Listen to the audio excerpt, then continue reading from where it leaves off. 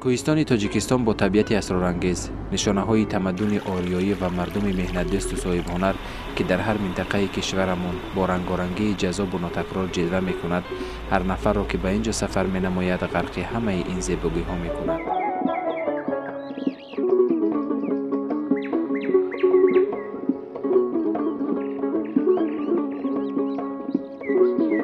سفر ما به جماعت یزگولام ناحیه ونج آخر ماه فوریه و اول ماه مارس صورت گرفت. تا به اینجا رسیدن هوا صاف و بی‌غبار، حتی اثری از برف به نظر نرسید.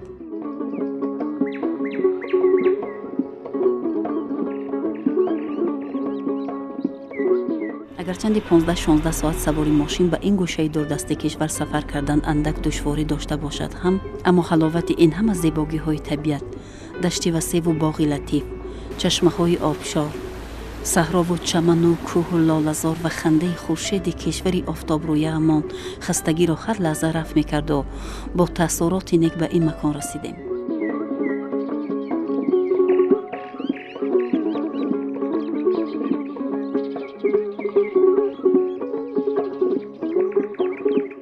خدا را شکر هزار بار شکر که زندگی ما بهتر است. کردشگر میفروشیم، سیب داریم، سیب میفروشیم، میتیم همین فرزندامون خدا را شکر که به می مکتب و همه چی را خواننده ایستادیم، همه را تامین کرده میتوانیم. از کارتوشکا چی میکنیم، گندم هم خدا را شکر که جفت کردیم وزیر، گندم هم داریم، لوبیا چی میکنیم، خوب سیب، زردالو، توت، همه چیز است. از خانه نمیجنبیم، به خانه میآیند، از خانه میخرند، میگیرند، میروند مردم شهر. همه شرایط‌ها برای خواجگی داده است، زمین داده است، همه چیزها را داده است که میان خود سخت بنده تو کار بکنید، گندم بکارید، بخلو بکارید، نخت بکارید، همه چیزها را بکارید تو بخود تیار کنید تو عاقبت در تیر ما آسیاب میگن، در آسیاب میبری و هارد میکنی، آردی مثال بریده، آشی بریده میخوری، نان میکنی، نانی وی عجای با قوت. کی که محنت میکنه در زمین حاصل میگیرد. اول تیر ما کشد، لل بزن، شدگار کن، شدگار کن. اون وقتا گفتن که شدگار میکنی حاصل میگیری. یزگولام بسیار وطنی خوبه، هوا تازه دارد، آب طلا دارد، همین آب طلا. انا آدمی که کسل میشده است همین آب میخورد، همین پدری همین اتمدین همین فقط می آورد، همین لوش قطعی خیلی میکرد میخورد. انا وای یگون با کسل نشد، فقط وای میخورد. انا همین کورا را میچین میورد تر میکرد در ستیل تر میکرد و می آورد در جوبار میداخت و وای را میخورد. انا وای با از همه بالاتره.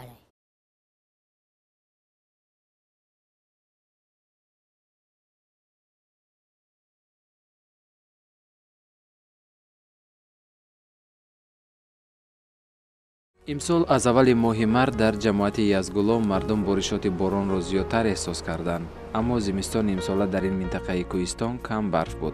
اول ماه مارس را تا فرارسی نوروز نیاگان ما ماه هوت مینامیدند که آن از روی سالشماری باستانی خلقمان از 20 فوریه تا 20 مارس طول میکشد.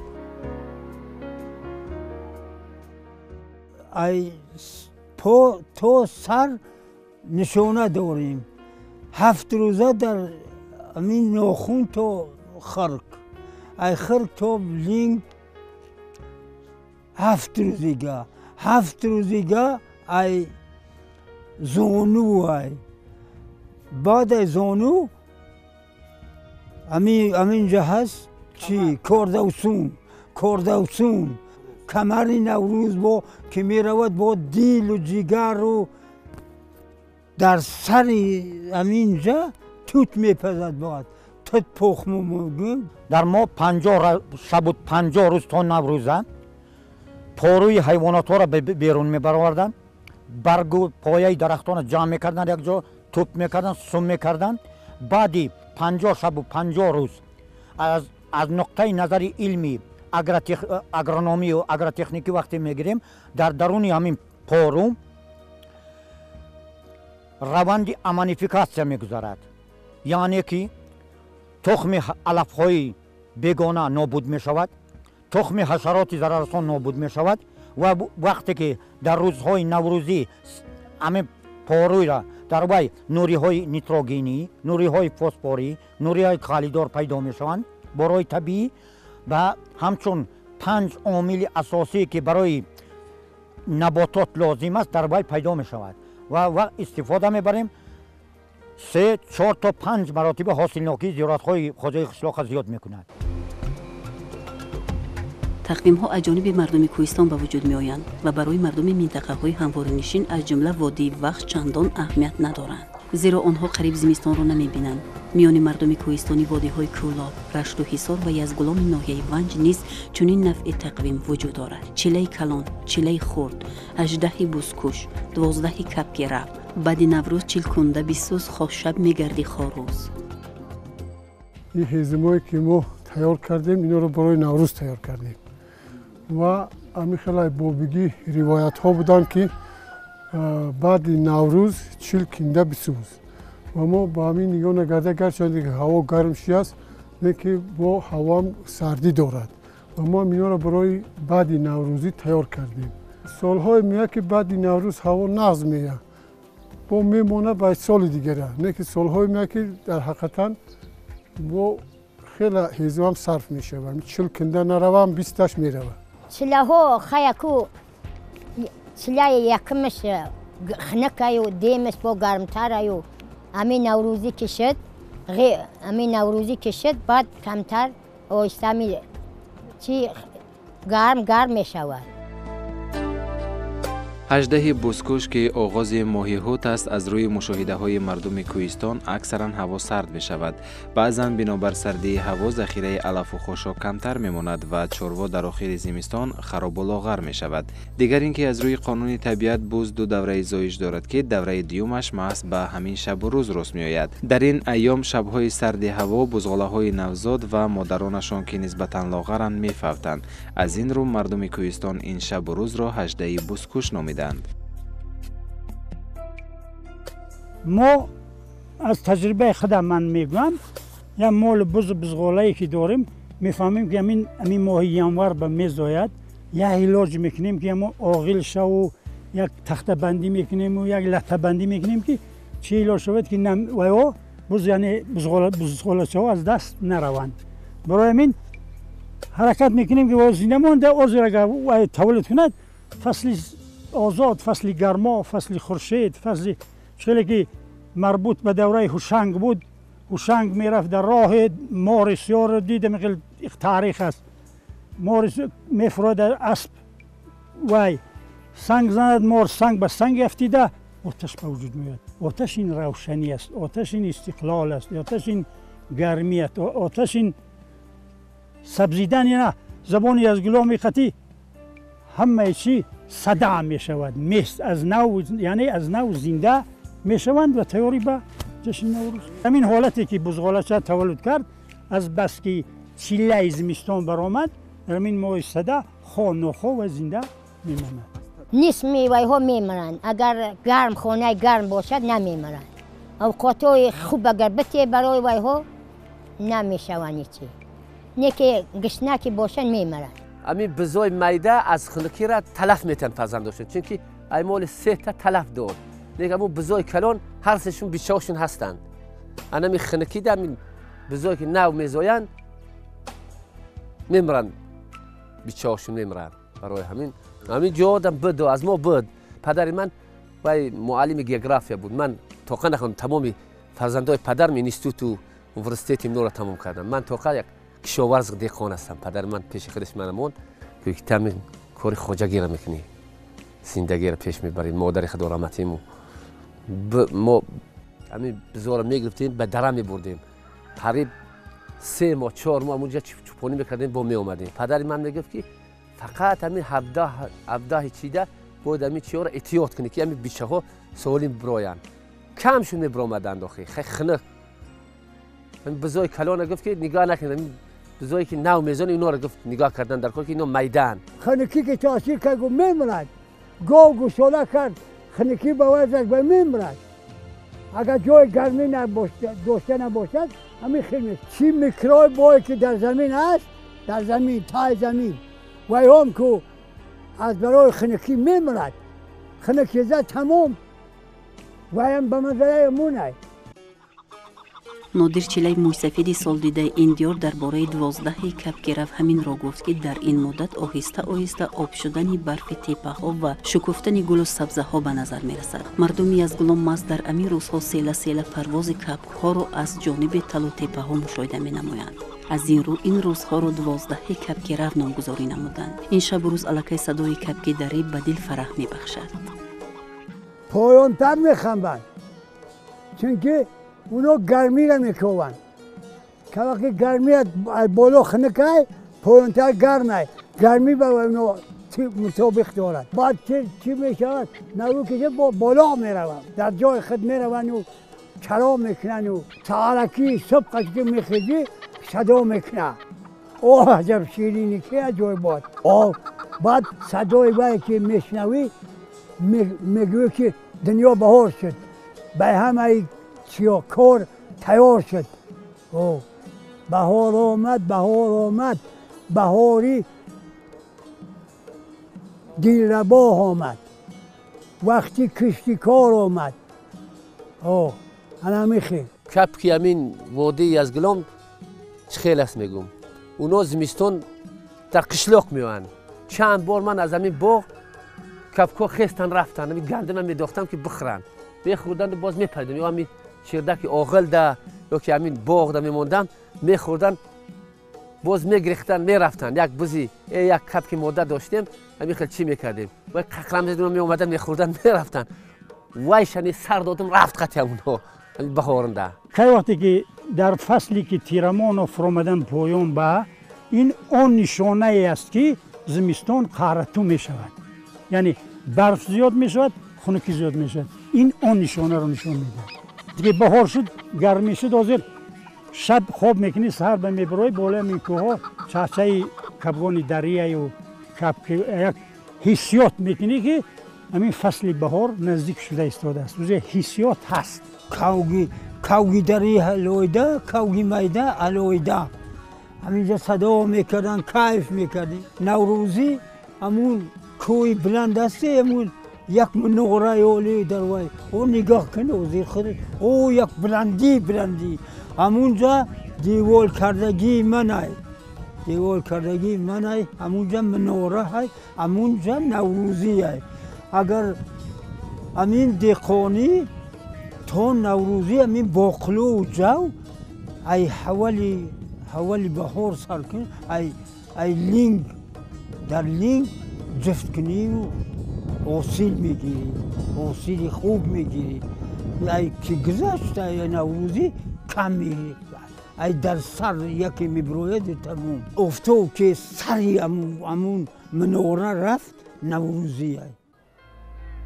تاجیکان ماهی هوت را از سبب در آن زود دیگر شدن و تغییر یافتن طبیعت و آب و هوا به 4 دوره تقسیم کردند که از آن 17 شبانه روز هوت، 7 شبانه روز عجوز، 3 شبانه روز اکسو و 3 شبانه روز نحس نام برده میشد. بعد از 3 روز نحس سال شمسی پایان یافته، سال نوروز فرا می رسد. طبق تصورات مردمی از گلان پیرزن عجوز تجسمگری سردی های زمستان است که با فرا رسیدن بهار فنا می گردد. آدمان با مناسبت احیای طبیعت و فناشوی نیروی اهریمنی در سیمای پیرزن عجوز جشن سال نوروز را سازمان می دادند. یک چیز را گفتنی هستیم که از قدیم در بین مردمی از گلان یک مقالی موجود است که هوت اگر هوتی کند کمپی را در قوطی کند. و فکر ما این امی خیلی وای هست که یعنی تمام ذخیره هایی که در دوره پیش در کوهستان وای می شدن مردم یعنی در همین ماه فوریه برای ماه هوت آنها را ذخیره میکردند و این نشانه آن است که این عنعنه امروز هم در بین همین ساکنان جماعت دهات یزگلام هست و این را قید میکنند. همین کلمه صدا به زبان ناب یزگلامی یعنی برآمدن است، چیزی که نو میبرن و میگن که صدا. مثال آفتاب برآمد، آفتاب به زبان ما خور است، یعنی خور صدا.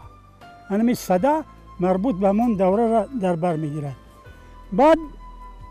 بعد جشن گرفتن عید صدا که به 28 ینور برابر می بیاید، بعد وی در همین وادی در هر یک جماعت، هر یک قشلاقی که در این جماعت وجود دارند، جشنهاشان یک خیله نیست.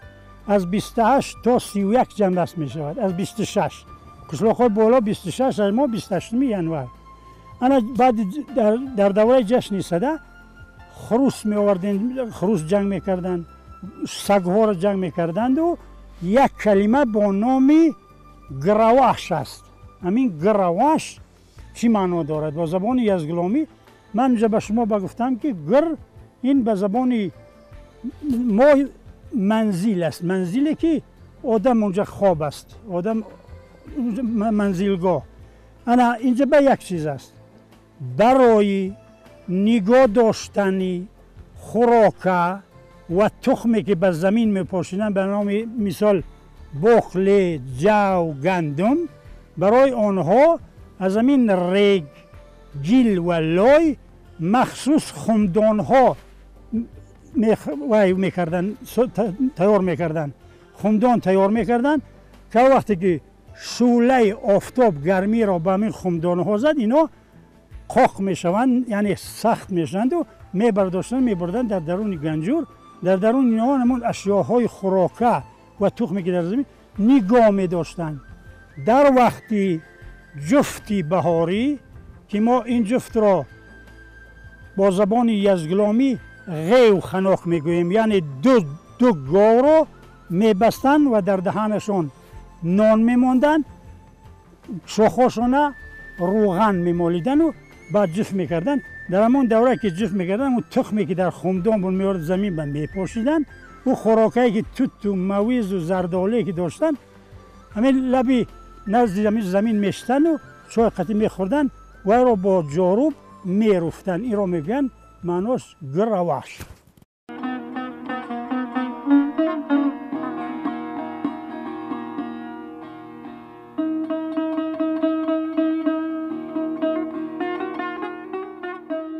اکنون بعد از عجوز مردم یزگلام اساساً به کارهای کشاورزی و زراعتکاری مشغول می شوند. از قدیم در این مناطق مراسم جفت براران برپا می شد که این عنعنه تا هنوز میان باشندگان یزگلام پا برجاست. در این منطقه تنها یک جفت گاو را پیر محمد گیایوف برای سرجفتی مردم آماده ساخته است. او پیش از آغاز کار دهقانی به شاخهای برزگاوها روغن می مالد و بعداً آرد را همچون رمز فراوانی حاصل می پاشد. سپس جفت را با دعای نیکی پیران خیرد آغاز می بخشند. حاضر تیاری به نوروز، تیاری به کشتکاری بهاری، تیاری به بهار، چیزی که در دل ما دهقانا باشد، ما و مثال چی میکنیم؟ ما تشکیل میکنیم. ای همین ماه مرد، ای ماه 15 مرد کشتکاری بهاری، ای ما چی میشود؟ سر میشود. چیزی که در خواجگی باشد، همون زمین تخم میپاشیم، جفت میکنیم، چپر میزنیم، بعد انا تمام میکنیم جفته و بعد جوبار میزنیم برای آبمانی که فردا همون دهقان قی نشود. سرجفتی خیلی عبودی وطنه. وقتی که ای روزای نوروزی ما سر میکنیم در وطن خیلی ما نگاه میکنیم ونج یزگلام فرقی ندارد. انا وقتی که نوروزی سر میشود، اما کشتکاری بهاری سر میشود، با همین گاوا سر میشود. دهقانی بابگی چند ما یاد داریم، همین گاوا قطعی سر و کار داریم. این خیلی زمینای برای تراکتور گشتن ما کم داریم. همین گاو قطعی سر کار داریم جفت میکنیم هر یک چیزا خوجگی را خوجگی در می محترم در می وطنای ما یک جفت گاوه یک جفت های انا همی شود توی محترم یک همی یک جفت میکنه تیرمو بهار و منو خلق روز میگذرانه زمیناشون شدگار میکنن یگان حاصل چیزی کمتون میگیریم به منو دیگه نیست. مستفیدا می آمدن سر میکردن جفت خوب اوقات تیار میکردن برای همین مردم که بیان تماشا که جفت انا بهار از ما سر شد همین جفت نوروزی ما سر شد برای همین خرسندی میکردیم همون وقت کودکان میدویدند از قفای برزه گاو اول گاو جنگ میانداختیم وقتی که بهار نو سر میشود گاو را جنگ میانداختیم که با هم زید نشوند بعد همین جفت سر میکردیم با دوست میکردیم اونا را جفت سر میکردیم.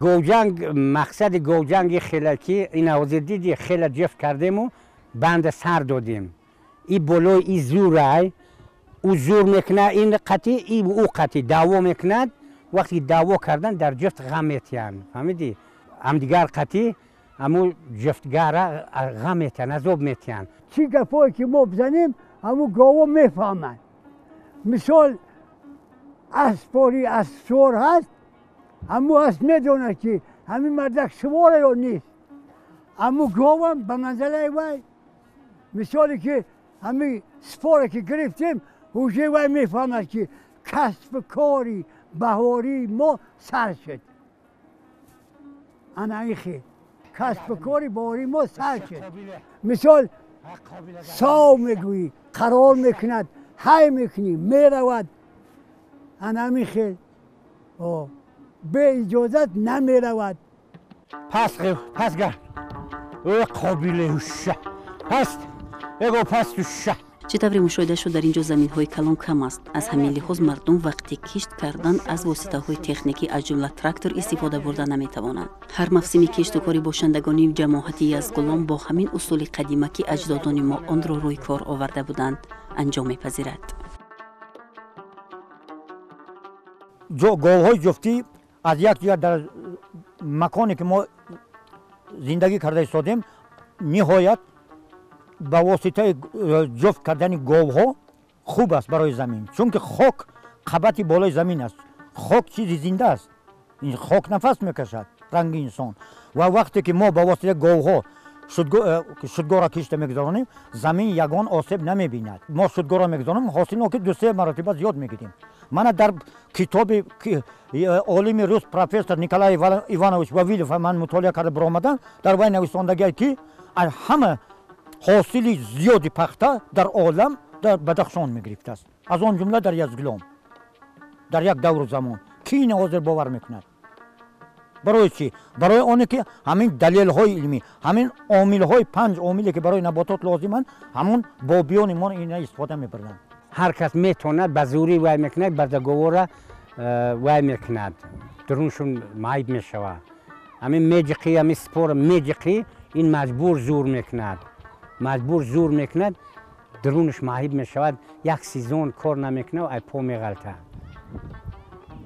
پا میغلطه هر کس وای ندارد من خودم طلبه بدم یک تا امک شمسل میجا بود همسایه من مصفید من نمیرسیدم همین مشتکی سپور در نمیرسیدم و پیش خودش مرا وای میکرد و میگفت که انا آمیخته شو انا یاد میگیری برای خودت یاد میگیری ما میمریم بعد ما شما شدگار میکنید به زمیناتونه نگی در حقیقت همین روزا آمد اینا 40 سال پیش وای مرده است انا و به همین روزا همین مصفیدای ما را رساندن کلانسا رو فهماندن یاد دادن اگر نه منم اختصاصی من جفتگری نیست من خودم شفیارمو نه که حواس دارم یک کسلیه در قشلاق یک جوره یک خیش یک همسایه کلانساله من تیز میپوشم میرم هم کاروای بود میکنم همین یک روز کار خوجگی من نکنم برای امو همسایه میکنم انا چیز میکنم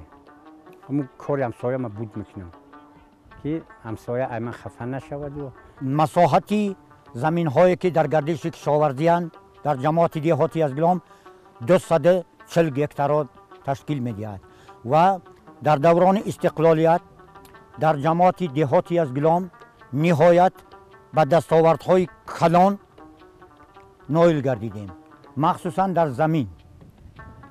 آن محصولاتی که در دوران سابق اتحاد شوروی به دست می آوردیم فقط تکرار استحصال کنی بود.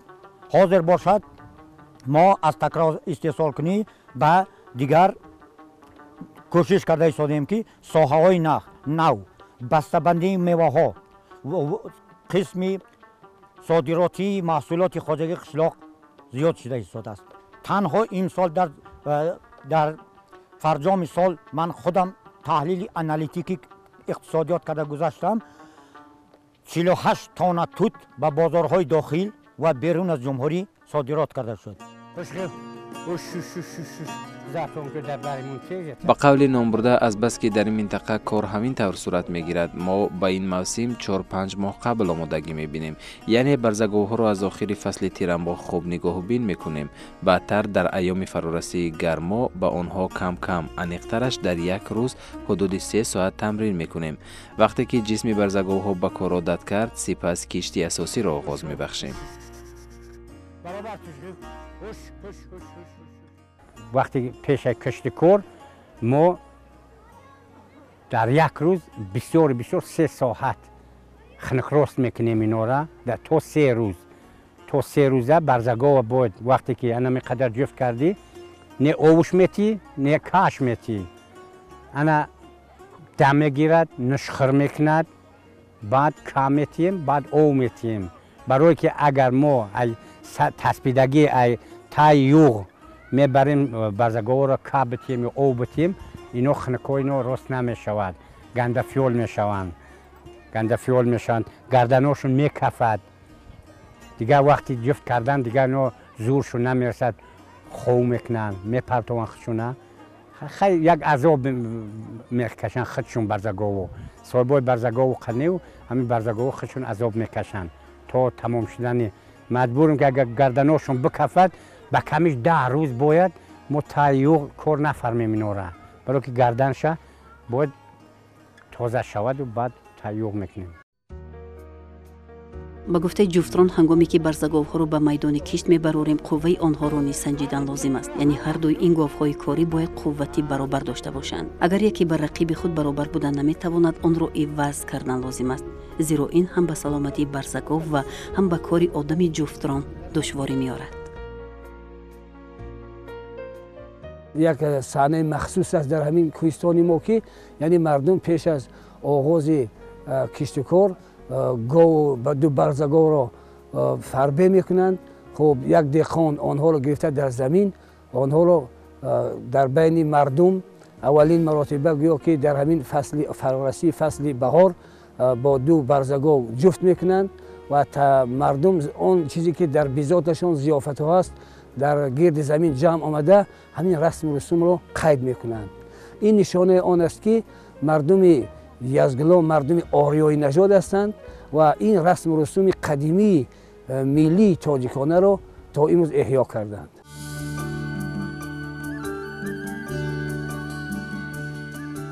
در این مراسم در قطار مردها و زنها هم با تیار کردن طعام‌های ملی سر زمین سهم می‌گذارند. انیقترش مردها جفت می‌رانند و بانوان برای آنها خوراک‌های خاص این محل آماده می‌کنند و بعد از انجام جفت سرجم استعمال می‌کنند. خوراکی که در اینجا آماده شد آش بریده با استفاده از علف‌های شفابخش کوهستان بود. به قول سالخوردگان رمز فراوانی حاصل کشاورزی، این چنین غذای سالم را معنی داد می‌کند. ماش سیاه میپختن، لوبیا میپختن، بعد یک طبقه های مخصوص در روی نان ریزه میکردن. نان اینه، نانی که استحصال خودمان بود. گفتم که در خمدان ها و آردم ذخیره میشد. یک خواجگی 2 تا نان، 3 تا نان، 4 تا نان میکرد. انا درمون جفتی گوبه میبردیم. راستی همین خانه که دیده استودم اون خانه با یک مزاره. انا زمین به جفت میبستند و همین خواجگی خیلی 10، 12، 15 خواجگی بود. بزرگ 70 چند تن می آوردن همون خانه می آرستند و میگن راستی مزار خوردن خان ثواب است و گوه جفت میبستن در دهانش حتما نون میدوختن و امی شاخاشونه روغن میمولیدن. مردکای ما در فصل بهار کارهای بسیار زیاد میکنند در زمین و شودگار، پارو دوزی، انا همه کارهای بهاری. خوراک ها را در سر زمین پخته میکنیم. وقتی مردکا شودگار میکنن میآیند در پیش زمین و یاد میتیم اونا خوراک ها را خورده میست.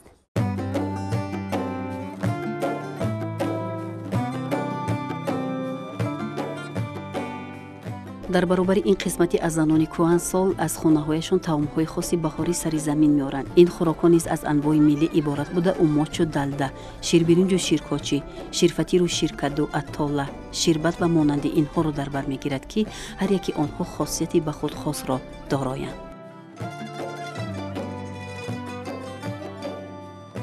برای خوراک‌ها ما از همه بقوت ما تتپست و روغن می‌کنیم، چون که او بسیار بقوت است برای جفت کردن مردکو. انا با داریم اتوله بقلوگی داریم، انا با داریم اتوله زردالو داریم، انا امیر خیلی را میپزیم. انا تخم پیاوه داریم، چون که تخم پیاوه در دیگر جایها محلها دیده نمی شود، فقط این ما در یزدگلوم پخته میتوانیم. طرز تیار کردنش انا پیاز روغن میدازیم، پیاز میدازیم، چیزی همو خوشبو کننده بوی مادر میگن یک علفه همو را میدازیم. بعد که وقتی آب جوش اومد تخما را میدازیم، میپزندیم، ریزه میکنیم در یک طبق، پرو میاریم میخوریم.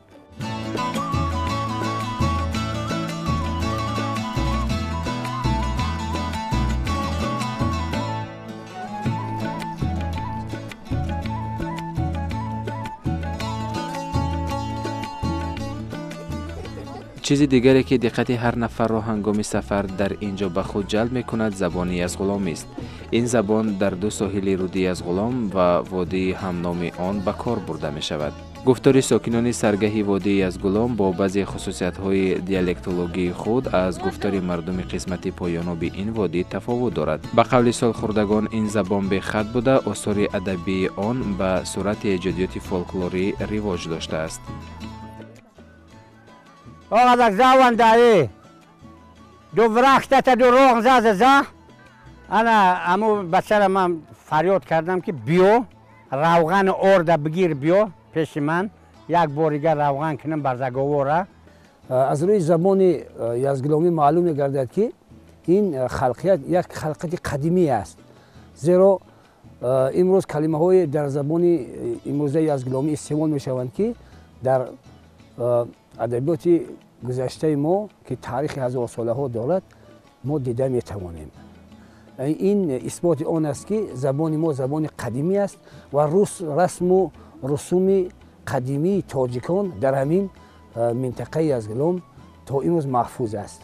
وابسته به همین رسم و رسوم قدیمی تاجیکان جمع می شوند، تمام خروس ها تمام چیزها را آورده با هم می جنگانند و این نشانه آن است که آنها الکی از دوره چله زمستان می گذرند. شوخدیان و مردم یزدگلوم یک زبان دارند، چون که به زبان اونا من قطعی اونا کار میکردم. در تکسیل ماشی دوشنبه کار میکردم. از یغنابیا بودن میگفتن ما به همین جاروبی را رفت میگفتن، اونا رفت میگفتن، ما در دور میگفتم، اونا دویر میگفتن. امروز هر یک فرد تاجیک و هر یک ساکن جماعت دهات یزدگلوم باید شکرانه کند، افتخار کند که در چنین روزهای آرام و آسوده زندگی میکند و در چنین روزهایی که جناب عالی تمام قوه و قابلیت خود را برای آبادی تمام گوشه دوردست تاجیکستان صرف میکند و این مهنت شبانه روزی سرور دولت است که تا به این روزی سعید و فرخنده ما آمده رسیدیم. تاجیکستان زنده بافی، عاجز و سرخم نبافی، تو خورسه دیگه نور بافی. آفرین. بهار سال رخشانت مبارک، به نام پاک یزدانت مبارک. زمستان رفت آیینی دیگر شد، زمستان رفت آیینی دیگر شد. زمین و سبز و شادانت مبارک، زمین و سبز و شادانت مبارک. بهار سال رخشانت مبارک، به نام پاک یزدانت مبارک. سومنک باقی ماجی ایدی نوروز، سومنک باقی ماجی ایدی نوروز. بلزت باری میمانت مبارک. همین طریق زندگی در این گوشه دوردست کشور میان کوههای سر به فلک کشیده عجابتی خاص دارد. مردم جماعتی یزدگلان با شکرگزاری از تنجی و آرامی مملکت آسوده زندگی کرده ایستاده. هر ذره آب و خاک و دیگر نعمت‌های عطا نموده طبیعت را مقدس می‌دانند. بهار سال رخشانت مبارک، به نام پاک یزدانت مبارک.